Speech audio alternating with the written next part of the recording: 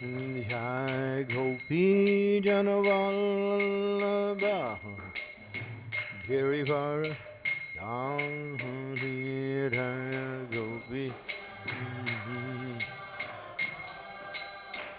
Girivara Yasodanandana Raja Janahanjanaya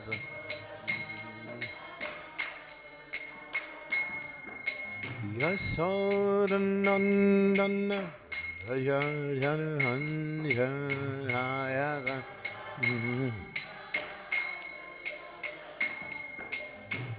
Yamuna Tira Hevana Yam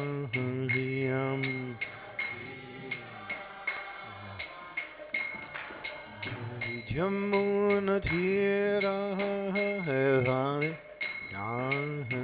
Yamuna Tira Jai Radha Madhava Kunjabihari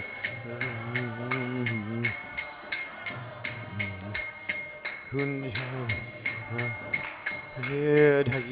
Radha Madhava Kunjabihari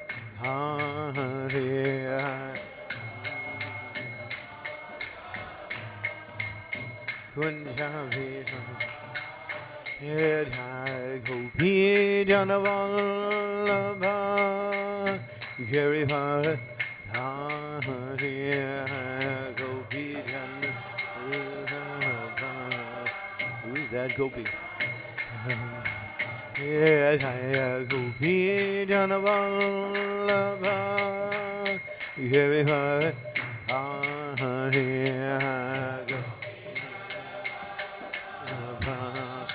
Gary, just hold and hun, Raja Janaya. Yasodanandana Raja Janaya. Hey, Jamuna Tira Havana.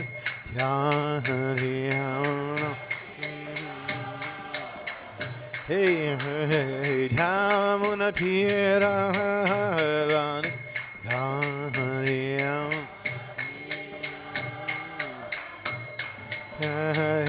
Jai Radha Madhava Kunjabihari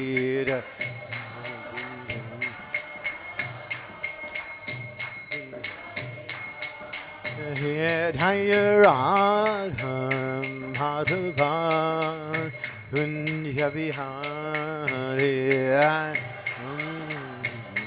Hey,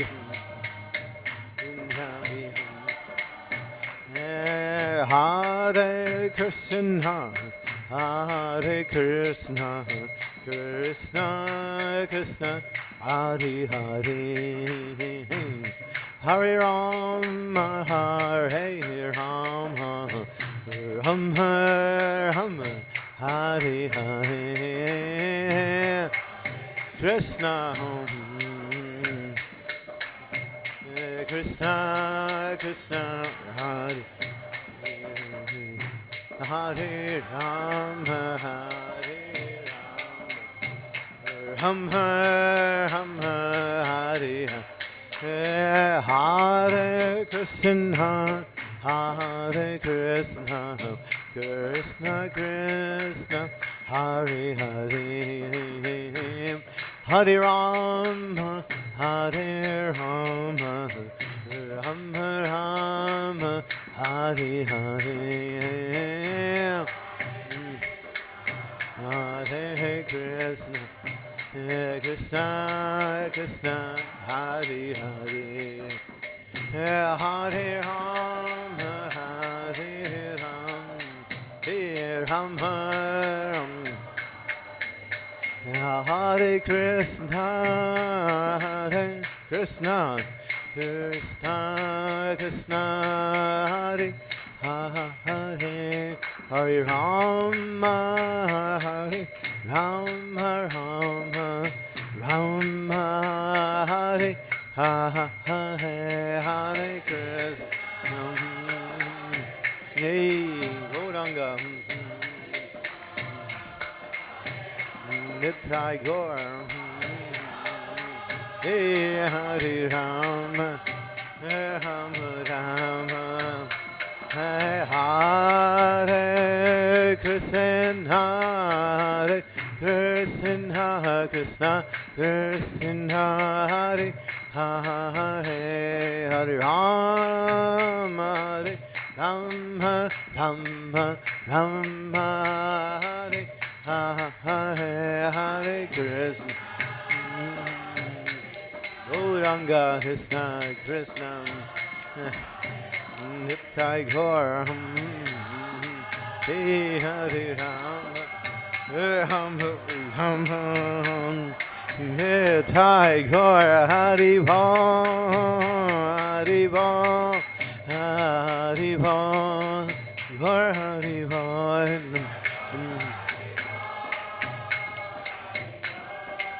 Hey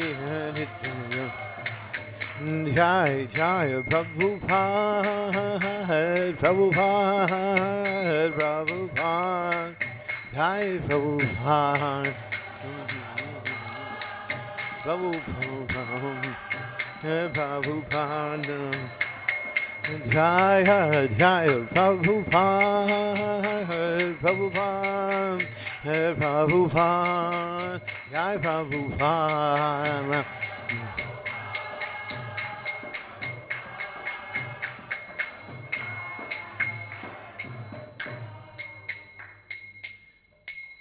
Premanandi, Srila Prabhupada ki jai.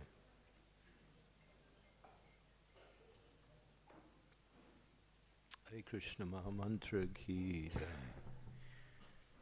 So, I guess we're supposed to say, Happy New Year! Okay. But that's debatable, right? I'll read something before I begin. It's by Srila Prabhupada, and he speaks about this topic. He says, so far we are concerned, our New Year is every day, because Krishna belongs to Nitya Leela. All of his pastimes are going on in either of the many universes. So it's just like the rising of the sun. And then he speaks, in your country the sun is supposed to rise at 6:30 a.m. at the present moment, but at the same time you can inquire some part of the world and there is the same 6:30 and sunrise. While you're in this meridian, in another country it may also be 6:30 a.m. and the sun is rising. So Krishna is Nitya Leela. So it's New Year's every day for Krishna, for us, because we are worshipping Krishna. Can't hear? Oh, okay. All right, I'll get into the microphone, become one with the mic. Okay. Me and Mike will be one. Although we're not impersonalists, we'll still try to merge here. Okay, so this verse is from the Srimad Bhagavatam. It's from the Canto 10, Chapter 7, verse number 4. It's called The Killing of the Demon Trinavarta. Okay. Sri Sukha Uvacha. I forgot one thing. Om Namo Bhagavate Vasudevaya. Om Namo Bhagavate Vasudevaya.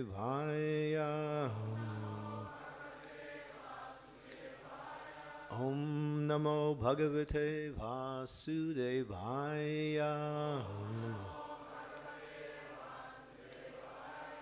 Sri Sukha Uvacha. Kadalchin Altinika Kautaka Plave. Katalchin Altinika Katal Kapapale. Janmarsa yoge samaveta yositam. Vaditra gita jiva mantra vachakais. Chakara suno abhisechanam sati. Sri Sukha Uvacha Kadachit Altanika Kautopkaplave Jamarsa Yoge Samaveta Yositam Vaditra Gita Dvija Mantra Vachakais Chakara Suno Abhisechanam Sati Kadachit Altanika Kautukaplave Janmarsa Yoge Samaveta Yoshitam Vadritta Gita Dvija Mantra Vachakais Chakara Suno Abhisechanam Sati.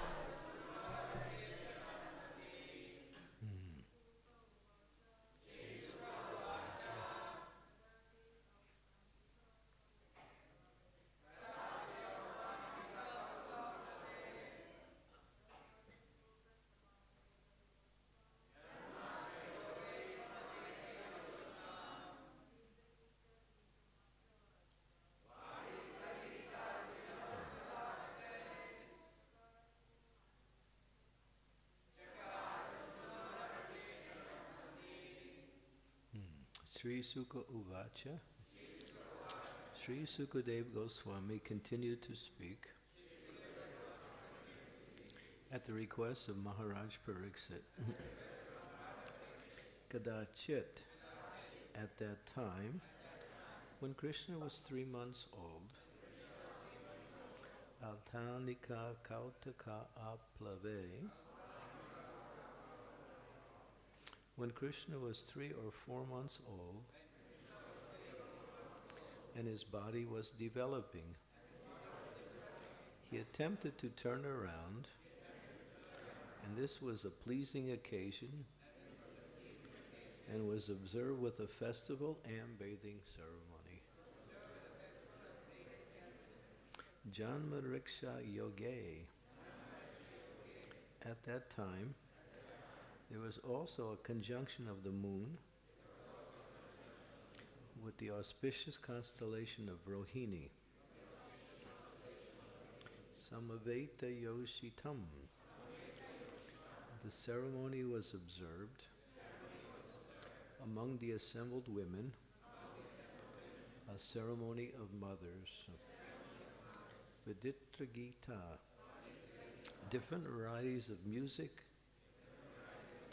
and singing.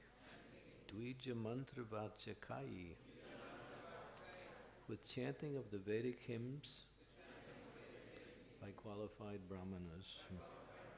Chakara, executed. Suno, of her son, Abhisechanam, the bathing ceremony. Sati, Mother Yasoda. Translation and purport by His Divine Grace, A.C. Bhaktivedanta Swami Prabhupada. Sukadeva Goswami said, when Mother Yasoda's baby was slanting his body to attempt to arise and turn around, this attempt was observed by a Vedic ceremony. In such a ceremony called Uttana, which is performed when a child is due to leave the house for the first time, the child is properly bathed. Just after Krishna turned 3 months old, Mother Yasoda celebrated this ceremony with other women of the neighborhood. On that day, there was a conjunction of the moon with the constellation Rohini. As the brahmanas joined the chanting Vedic mantras and professional musicians also took part, this great ceremony was observed by Mother Yasoda. Srila Prabhupada's purport. There's no question of overpopulation or of children being a burden for their parents in Vedic society. Such a society is so well organized and people are so advanced in spiritual consciousness that childbirth is never regarded as a burden or a botheration. The more a child grows, the more his parents become jubilant, and the child attempts to turn over is also a source of jubilation. Even before the child is born, when the mother is pregnant, many recommended ritualistic ceremonies are performed. For example, when the child has been within the womb for 3 months and for 7 months, there is a ceremony the mother observes by eating with neighboring children. This ceremony is also called Swadad Bhaksana. Similarly, before the birth of a child, there is the Garbhodana ceremony. In Vedic civilization, childbirth or pregnancy is never regarded as a burden, rather it is cause for jubilation. In contrast, people in the modern civilization do not like pregnancy or childbirth, and when there is a child, they sometimes kill it. We can just consider how human society has fallen since the inauguration of Kali Yuga. Although people still claim to be civilized, at the present moment there is actually no human civilization, but only an assembly of two-legged animals. Om Agyan Timirandasya Gyanajana Salakaya Chaksu Unmilitam Yena Tasmai Shri Gurave Namaha Shri Chaitanya Manobhistam Staptitam Yena Bhutale Swayam Rupa Kadamayam Dadati Swam Padantikam Nama Om Vishnu Padaya Krishna Prastaya Bhutale Srimati Bhaktivedanta Swami Iti Namine Namaste Saraswati Deve Gauravani Pacharine Nirvisesa Sunyavadhi Pastyatya Desatarine Sri Krishna Chaitanya Prabhu Nityananda Sri Advaita Gadadhar Srivasadi Gaur Bhaktivinoda Hare Krishna Krishna Krishna Hare Hare Hare Rama Rama Rama Hare Hare. Srila Prabhupada Ki Jai. So, we're hearing how little Krishna has performed a little activity which is worshipable. He's rising up, slanting his body in a certain way, and this is a cause for great happiness and jubilation. And there's also a ceremony that's related to this particular activity, and it's observed in Vedic culture as a great source of happiness and great source of joy for the parents as the child starts to move in certain directions.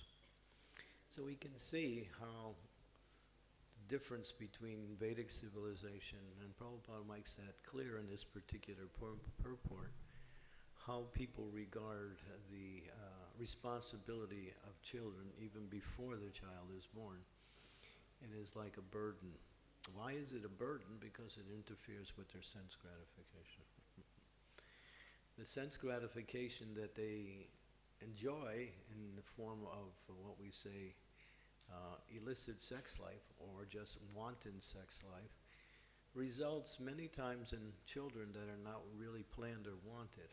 And therefore what happens is you have a whole society of children and a population that is vana sankara. In other words, they're unwanted children. And they're born basically out of lust. And in order to somehow, what we say, deal with that situation, they decided to not take the responsibility of having the child, and they bring these laws, rules, and very much misunderstanding, and they come up with these philosophies that there's no life until there is actually birth. But we understand that actually as soon as there is the womb is fertilized by the semen of the father, immediately there is birth, or there is life. And from that life, it continues to grow. People would argue, and Prabhupada would explain that they would say, oh, there's no life. And they'd have this philosophy that the child actually becomes alive after 7 months. I mean, you can talk to many mothers and you can find that that's not true. These are men who come up with these philosophies, because what do they know? They have no experience. But it sounds good, practical in terms of the economic aspect of it, and therefore they use these different principles to not to take responsibility for growing children, or even what we say, taking the responsibility of human life. And therefore they commit very heavy sinful activities. Killing of cows, the killing of children in the womb has actually caused a great burden on society, a sinful burden, where society is becoming more and more suffering from the sinful reactions of such useless and what we say needless killing, in the name of convenience, in the name of not taking the proper responsibility. For whatever reason, there's no reason actually. And here you can see how wonderful it is that when a child is born. And Prabhupada makes the point that to prepare for the birth of a child, there are the samskars. Of course, one samskar that he's mentioned here is the Garbhodana samskar. Now there are 10 samskars, and the most important one, at least the one in this age that Prabhupada emphasizes throughout all of his purports and also his teaching, is the Garbhodana samskar. When he was asked about the samskars, because samskars are different levels or different types of purification for the conditioned soul as they go through life from one stage to another. And when Prabhupada was asked, should we inaugurate these samskaras? He said it's not possible in this age because there is no qualified brahmanas who can chant the proper mantras or perform the ceremonies. And therefore, our process of purification is the Pancharatriki system. But he did say that there are some samskaras that we can perform. And he said about 2 or 3. We perform, what is that, Garbhodan samskara. We also do the Jata karma. On the birth of the child there is a celebration. And also about the first grains, the anakarna. So these different basic samskaras are still being applied, especially within the society of devotees. But to perform all 10, as Prabhupada said, is not possible in this age. So, but these are required in order to bring the living entity from one stage of life to another. So therefore, what is our form of purification? And Prabhupada says the Pancharatriki system of devotion. And that, of course, is to engage the living entity in the acts of devotion and ultimately coming to the stage of actually becoming purified from material contamination. So these different samskaras are not possible in this age. There is a story in the Srimad Bhagavatam where Maharaj Parikshit was born in who was it? Drona, and not Drona, but Dhyalma and Kripacharya performed the samskar for the birth of Maharaj Parikshit. And so that is emphasized, and Prabhupada talks about that, and in this age, what can we perform? Because there are no qualified Brahmins as there was in Vedic, in more cultured in Vedic times. So what do? We perform a few of the samskars, but the most important one is the Garbhodana samskara. Now I'm not sure where it's mentioned, the details of the Garbhodana samskara, but Prabhupada said it prepares the consciousness of the living entities, the mother and the father, in such a way that they develop the saintly consciousness or devotional consciousness at the time of coming together in order to bring a soul into the world. And that purifies the activity and brings about a good soul within that womb. And therefore it's very important, because we see that if this is not followed, then one is taking a risk. One is taking a risk. And even before the one performs the activity of coming together with husband and with wife, one has to get permission from one's spiritual master. There's a purport in the Srimad Bhagavatam in the 7th canto, I believe it's the 12th chapter, verse number 11. Prabhupada gives a very lengthy and very detailed explanation that in order to get to begin a family, one has to get the blessings and permission, both, of one's spiritual master. Sometimes people come to me and they tell me, some devotees who I know or some who are disciples, and they say, "Oh, my wife is pregnant." I said, "Really? Who did you ask before?" Because, like the whole Western civilization, it's a secret, It's a secret. It's kind of like nobody tells anybody.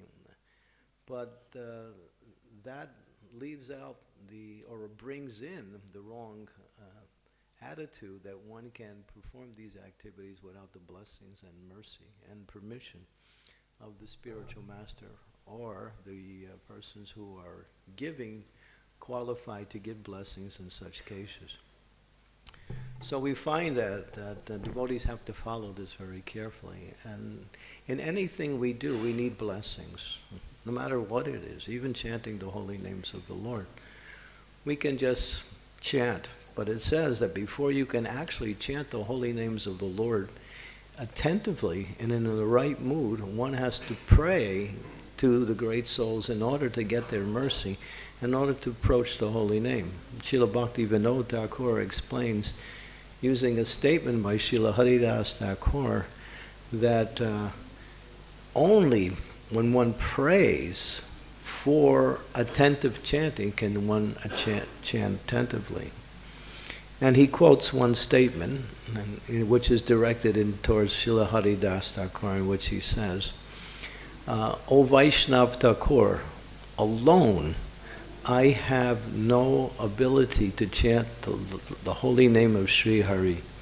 Therefore, I beg you, please be merciful unto me, and with a particle of faith, please give me the treasure of the holy name of Lord Shri Krishna. So that's a statement by Bhaktivinoda Thakur, which is somewhat foundational to the approach of the holy name of the Lord. And whatever we do in Krishna consciousness, we seek the mercy and blessings of the great souls, the assembly of Vaishnavas, and of course the Lord himself. And that makes the activity, what we say, pleasing, or actually gives the blessings that is needed in order to carry out the activity. The results, of course, belong to Krishna. Krishna says, you can't bring about the results, but you can simply prepare your consciousness in such a way that what is those results? Ultimately, you want to please Krishna. That's the ultimate principle. Here, even bringing a child in the world is about pleasing Krishna by bringing a soul to the world in such a way that that soul will have an opportunity to go back home, back to Godhead. And therefore, in the 5th canto of Srimad Bhagavatam, it says, one should not become mother, one should not become father, one should not become guru, one should not become a teacher unless they can deliver their disciples, followers, students from the cycle of birth and death. It's pretty strong. And that means that's a great responsibility. So these verses are not simply what we say hyperboles or exaggerations in order to give some importance, but it actually establishes the principle of how one should act in relationship to whatever position one has. So it's a great responsibility.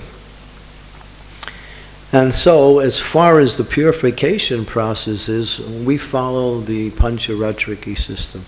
And ultimately, there is two systems. Prabhupada introduced two, Bhagavad Dharma and Pancharatriki Vidhi. Pancharatriki Vidhi means rules and regulations, worshipping the deity in the temple, following those principles that govern the activities of a devotee, especially following the 4 regulative principles. Sometimes we say, well, yes, I follow the 4 regulative principles: no meat eating, no fish eating, no tea, and no coffee. 4 regulative principles. I mean, I get that, sometimes, but in a little less direct way. So yeah. These 4 regulative principles are not optional. Prabhupada established as the foundation for purification, because these, as Prabhupada says, within these 4 regulative principles will protect one from all sinful activities. He says these are the foundation for all sinful activities, and by following and avoiding these activities, one becomes free from sinful activities. In other words, they get off the bodily platform. You can get off the bodily platform, and then, what is the other regulative principles? Chanting the holy names of the Lord, which is the form of purification, which is the ultimate principle of Bhagavad Vidhi. Bhagavad Vidhi means to hear Srimad Bhagavatam every day, to worship the deity, to associate with the devotees in devotional mood, to chant the holy names of the Lord. And of course, they add one more, and that is living in a holy place. Of course, if you're living in any temple, you're living in a holy place, because any temple established by the pure devotee of the Lord actually is a tirtha. But if sometimes we think holy places are, like Mayapur and Sri Vrindavan Dham and Hardwar and Rameshwar and so many others, and they are, but actually, as Prabhupada establishes the whole society, each of our temples is actually not part of this material world. There was one devotee, he left his body And he didn't come to Mayapur. He was a very advanced devotee. He was actually he was a spiritual master. I'll mention his name. His name was Bhakti Tirtha Swami. He didn't want to leave the world in the traditional holy places. He wanted to live in Gitanagari. Why? He said, Prabhupada established Gitanagari. This place is a holy place. It is good as any other holy places because it's established by the pure devotee for the execution of pure devotional service.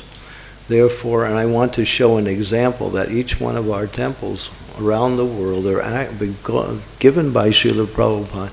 These places are none different than the holy places. And so he did that in order to make a point. And so these are the 5 principles that establishes our activities with devotional service. So coming to that point, but what is the most important of all the activities in devotional service? Chanting the holy names of the Lord.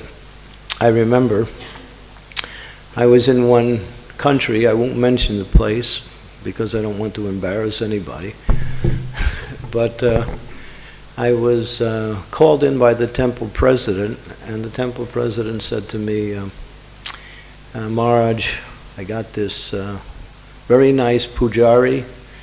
She's expert at doing puja, and she comes on time. Not only that, she comes early, prepares everything nicely, worships the deity so nicely.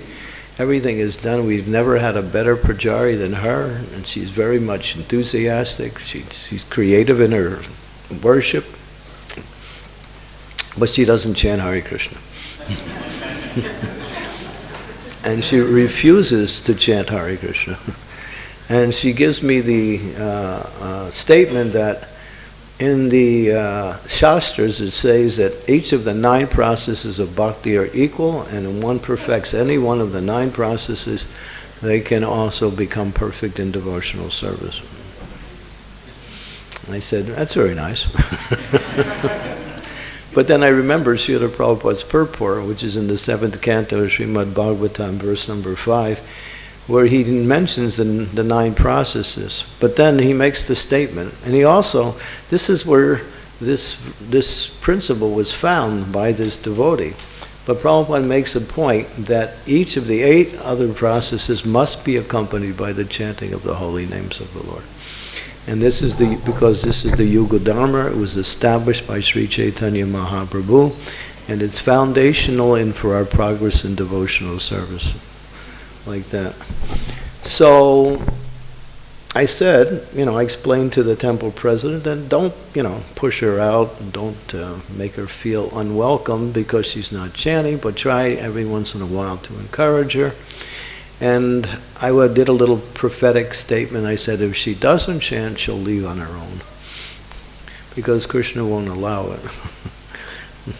Yeah, because in order to please Krishna, you have to follow the instructions of Krishna's pure devotee. You can't please Krishna directly and say, well, I'm doing this to please Krishna, I love Krishna, and I'm doing so many nice things for Krishna, but I'm not following the instructions of Krishna's pure devotee. Or I'm minimizing those instructions. That's one of the offenses to the holy names of the Lord. So in that sense, I just left, and then I came back about 3 months later, and the temple president said, Maharaj, she's no longer performing devotional service here. I didn't push her out, she simply left on her own. So all of these processes have to be focused on chanting the holy names of the Lord. And this is the whole process of purification in this age, along with following the rules and regulations as given by the spiritual master. And therefore, in relationship to this verse, as Prabhupada mentions in many of the discussions, these samskaras, although they're foundation and important and are also part of the Vedas, we don't follow them. We follow the Pancharatriki system for purification, and basically Prabhupada says it is the process of worshipping the deity. I was listening to Srila Prabhupada the other day. He says, when you first come to Krishna consciousness, we connect you with the worship of the deity. He says this is for the neophyte devotees. But then Prabhupada qualifies that statement by saying, not that deity worship is lesser than any other service, but in order to give a person an opportunity to purify their conscience, in other words, coming to the mode of goodness, developing those qualities that are conducive to the mode of goodness, which are foundation in order to approach Krishna's holy name. Because chanting Hare Krishna is not so easy. Is that okay? Does that make sense? I mean, when it comes to kirtan, it's not a problem at all. But when we sit down and jop it, it's another thing. It's a struggle a lot of times with the mind. And so to develop the proper mood and to approach the holy name is important in order to get the mercy of the holy name. Of course, that mood is two things, both eagerness to chant and also the mood of, as Prabhupada said, humility. In other words, seeing oneself that we cannot chant the holy names of the Lord unless the Lord actually reveals his holy name through the devotee's devotion. When Krishna is pleased, then he reveals his name more and more.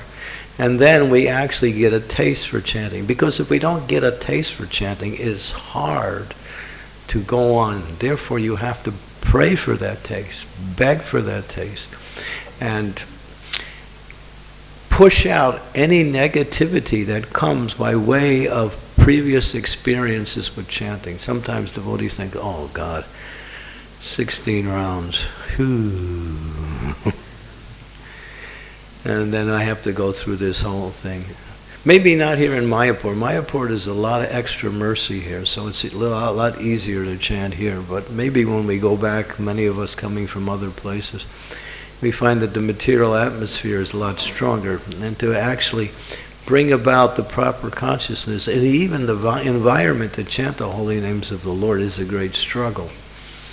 But what is that mood? And mood is helplessness. That we can't really chant the holy names of the Lord unless the Lord actually gives his mercy. So therefore one prays. And as Prabhupada said, and you study Prabhupada's statements on the holy name, basically he says two things. Chant like a baby is crying for its mother. Now, don't make an external show of that because it looks a little bit pretentious and maybe it'll be disturbing to others at the same time. But within the heart and mind, one should have this mood of calling out and crying out for Krishna as we chant the holy names. And the other thing, as Prabhupada said, just try to hear. When one devotee asked Prabhupada, I can't control my mind when I chant. Prabhupada said, what is this mind? Forget about it. Just hear. That's all. That's one thing we have to push out. That other guy, it's called the mind. You heard of him? Bhakti Siddhanta Saraswati says, your mind is a non-devotee. Haribo. Now, you know we're not supposed to associate with non-devotees. So we have to do a little preaching to that guy and make him, favorable. So we have to, we cajoling the mind. What is it? Raghunath Das Goswami's Manashiksha. And practically every verse he's just talking to his mind. He chastises his mind, he entreats his mind with sweet words, he approaches his mind in so many ways before he offers his prayer. Because he knows that unless the mind somehow or other becomes agreeable, then the mind will go this way and that way and this way and that way. Well, Prabhupada gives a real simple formula. Just forget about that guy. And just chant. Let's just try to hear. And I think we were hearing yesterday from Jivanath Prabhu, and he was saying that we have to chant in such a way we can hear nice and loudly. And Prabhupada makes that point over again. Chant where you can hear. I remember I had a nice experience with the holy name. This was a really interesting experience. Have you ever thought about, what day will I die on? Have you ever had that thought? You're like, when am I going to die? So I had this realization, today was the day. And I was in Delhi. Have you been to Delhi? The best car drivers in the world are in Delhi. They all are professionals, and they all compete with each other for road space. So, I mean, Bombay, it looks nice compared to Delhi. Delhi is wild. So I had to go from one place called Gurugram to Rohini, which is 55 kilometers. And I had a program at 9:30 that night. No, 9 o'clock that night. So I left at 6:15. That's almost 3 hours. So I thought 55 kilometers, 3 hours. So they sent me a driver from the temple. So he was a new guy. He wasn't so much into driving, but he came. And so I'm sitting there with the driver, and we're leaving, and he's driving so slow. And everybody else is driving so fast. And he's practically causing accidents. And I'm there, you know, I'm thinking, okay, now it's time to grab the beads. So I started the chant, but then my chanting wasn't going very far. Then I thought, yeah, February 21st, 2019, I actually know which day I'm going to leave my body. Yeah, I mean, that's what I was thinking. I was serious. I was thinking, you know, I actually found out something significant. So I was chanting, but the chanting wasn't doing much because I was completely disturbed by what was going on. So then I remember what Srila Prabhupada said. What Prabhupada said, when I become disturbed, because Prabhupada used to say that sometimes about himself, I chant very loudly. So I started to scream the holy name. I mean literally. And I was chanting it as loud as I could. And the driver, he practically didn't even know I was chanting. He was so oblivious to everything, including driving. And so I'm just chanting loudly, and it really was nice. And after a while, I didn't even care if we got there or not. The chanting was so nice. I was just chanting, because I was really desperately chanting, because I was thinking, we're not going to last. And I was trying to instruct him in driving, but he looked at me like, you know, what language are you speaking? You know? He didn't respond to anything I said, so it was useless. And it was just me and him and one other brahmachari who couldn't speak English either, so so I was there. So it took us, I left at 6:15, I got there at 10:30. That was 55 kilometers. And I had a program at 9.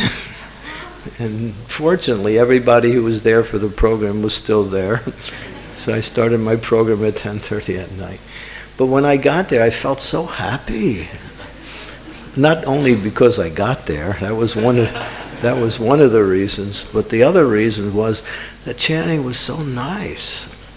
I was just chanting so loudly and so clearly that all I could do was, after a while, I was thinking, hey, this is nice. So following Srila Prabhupada's instructions, and a lot of times, you know, the mind is like that. We have to shut down the mind by the power of the holy name. You can't conquer the holy name with the power of the mind. You have to let the holy name conquer your mind by its mercy, when we chant in such a way that we can hear nicely and with attention. Don't try to finish your rounds.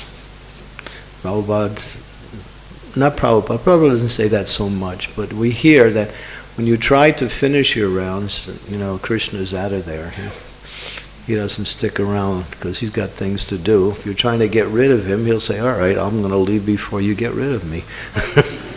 Because the idea of trying to finish your rounds means you just can't wait to get to do something else. Prabhupada used to say, 16 rounds, now I can do any damn thing I want. Now the day begins. No, actually it's the other way around. So in order to practice chanting the holy names properly, we have to be in the mood that this is the best activity I can perform. And this is my most favorite activity. It is wonderful, it is positive, it is merciful. I love to chant, I get to chant, I want to chant. With that mood, that pushes away the negativity that comes from past experiences when we feel like, oh, it's difficult. So having that mood, and therefore, as we develop the mood of chanting more and more, we purify our heart, we purify our mind, and then chanting becomes what we say a feature of our regular consciousness. Not only is it become 16 rounds, Prabhupada said 16 rounds, but actually he said when you're actually chanting, you'll say 16,000 rounds. In other words, the chanting becomes so nice you don't want to stop. And that's there through the practice and, of course, developing the qualities of the mode of goodness. In the mood of serving, Chaitanya Mahaprabhu, he spoke about the 5 outstanding activities of devotional service: worshipping the deity, hearing Srimad Bhagavatam, living in a holy place, associating with Vaishnavas, and chanting the holy names. But he emphasized 2 of the 5, and that was chanting the holy names and service to the Vaishnavas. And these two things are the foundation for our execution of Krishna consciousness. Service to the Vaishnavas, as Prabhupada says, attracts the attention of the Lord. It's more important than to serve the devotees than it is to serve the Lord. So we actually serve the Lord by serving the devotees. That becomes more pleasing to the Lord when the devotee has the mood of wanting to serve other devotees, and especially, of course, following the instructions of the pure devotee. And of course, chanting Hare Krishna, Krishna Krishna, Hare Hare, Hare Ram, Hare Ram, Ram Ram, Hare Hare. So, we have to end soon, so is there any comments or questions on anything? Yes, sir. Hare Krishna, Gurudev. 您刚才提到的就是这个，念诵的质量更重要。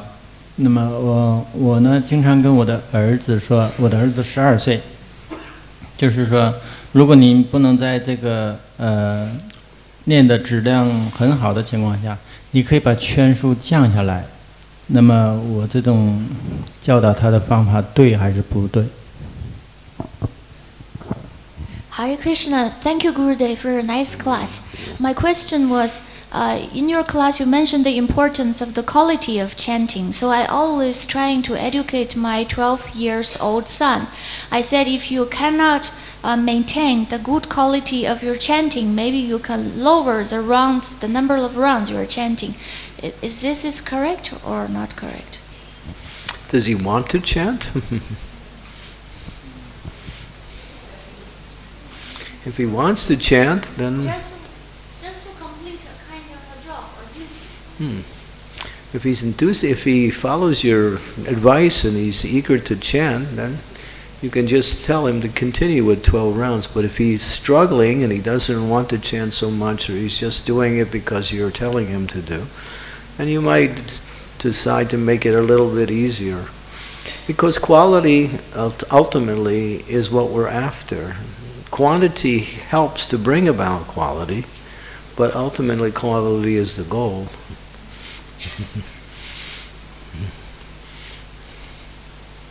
Does that help a little? Yeah. You know, with children you have to be a little flexible. The idea is not to discourage them or make it seem like a burden, but to encourage them by giving them a chance to perform the activity according to how best they can do it. Yes, question back there. Hare Krishna Maharaj. Maharaj, you mentioned Chaitanya Mahaprabhu mentioning the 5 most important aspects, and amongst them the 2 most important aspects, chanting the holy name and Vaishnava Seva. Well, he emphasized those 2, although he performed, he discussed philosophy with his devotees, and he, traveled to many holy places and like that. But it seems like this is through philosophical speculation. This is my understanding.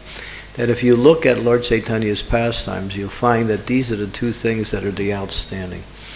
He emphasized service to the Vaishnavas, how important that was. And he did it himself in a very humble and menial way. When he got it, after he received initiation from Gaya and he came back to Navadvip, he was doing a little humble service to his followers. He was folding their clothes, washing their clothes, getting things ready for them.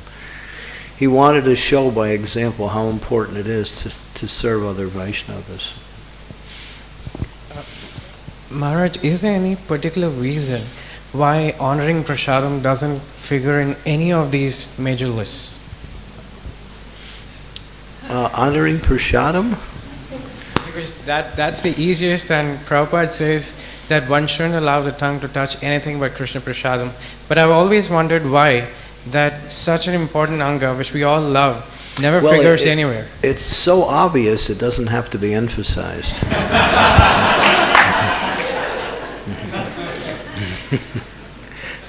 I mean, is there anybody who has a problem with that one?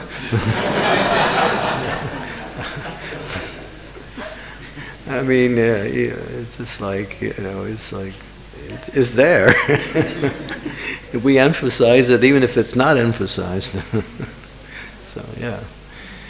But, Prabhupada said, take prasad. When devotees were asked about that principle where it says the spiritual master, if he doesn't give permission to the brahmachari to take prasadam that day, then he has to fast. That's a Vedic injunction. So devotees asked Prabhupada about that, and what should we do? We not always see you every day. How do we get a chance to ask you? Prabhupada said, my instruction is take prasad. So he's very merciful. Is that all right? Okay. Anything else? Anyone? Yes, Mataji.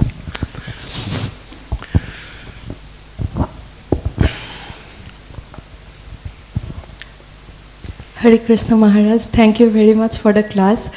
I always feel very encouraged after hearing your class, especially for chanting. So, today you mentioned, and earlier also I have heard many times that how we should chant in the mood of a baby who is crying for the mother. Helplessness.